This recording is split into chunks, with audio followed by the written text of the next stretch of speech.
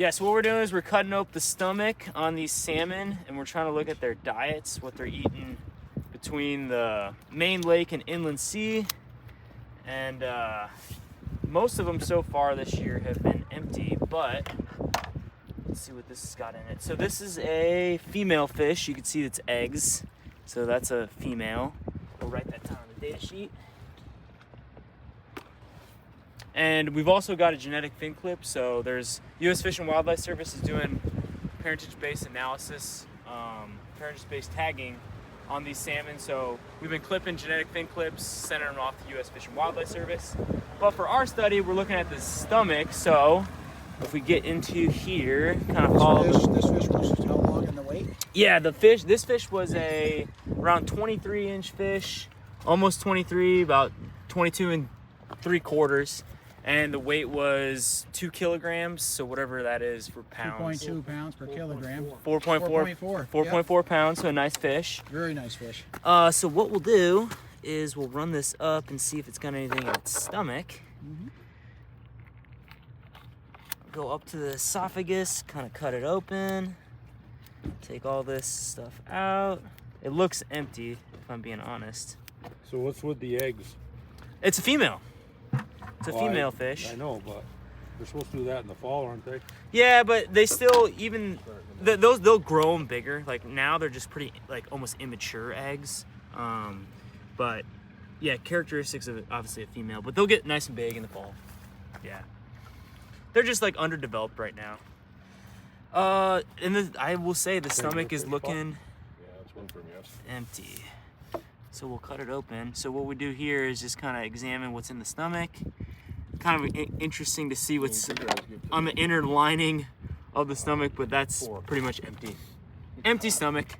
Kind of what we've been seeing. We can also run this down.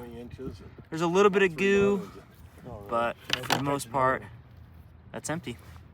Did you guys actually go over to Wellington? Also, what we'll do too, since this fish has been on ice, we'll get the belly flap. So we're also taking belly flap tissue. So there's a bunch of fat within the belly of these fish, and we're taking the belly flap samples, and then we'll send those off for fatty acid analyses, which is also cool. And this will be able to tell us what this fish is eating a few months even before. Even though this fish was empty, this fish's stomach was empty, we could still get fatty acid analysis and see what it potentially was eating. So was it eating more alewife or more smelt? So take a good chunk of that, kind of rinse it off. And then, so this could tell us all of our fatty acid analyses. And we'll kind of throw this in a whirl pack. This is fish number 19. Gotta make sure I get the right one. This goes right in the whirl pack. And then all these samples are gonna go on dry ice. And I can actually also show you the dry ice we got. And what's the importance of the dry ice? The dry ice to keep it very cold. Like we wanna make sure these samples are staying nice and cold. So ideally if these fish are alive, that's what we want. That's like perfect. But if they're not alive, keep them on ice, and that's just as good. But as soon as the fish dies, the fatty acids and all of the tissue starts breaking down, and it leads to not the best analyses of that. So what we'll do is we'll kind of put that like that. We'll take it into our dry ice.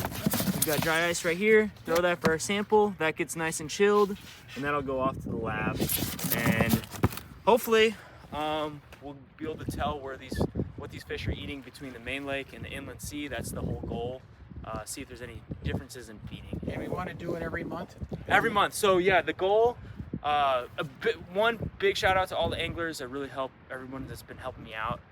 But our goal is 30 samples per month, 15 samples from the main lake, 15 samples from the inland sea. In April so far, we've got 7 samples from the inland sea, so we have a good start there. And then I think we're gonna have more than 7, actually around 10 samples from the main lake. So we have a good start. It's an awesome start, but we'll continue this until probably December of 2025. And I just like to add, I'd like to encourage people to bring Graham out fishing. Exactly. We're taking him out tomorrow, getting him on the boat on a Monday, and getting him behind the rod and catch some fish. And I just encourage folks to stand out to help out in that way too. Absolutely. Yep. Well, thank you so much. Yeah, that's the process, and I'll hopefully see you guys at the ramps. Thank you. Thank you very much. Thanks, Ron.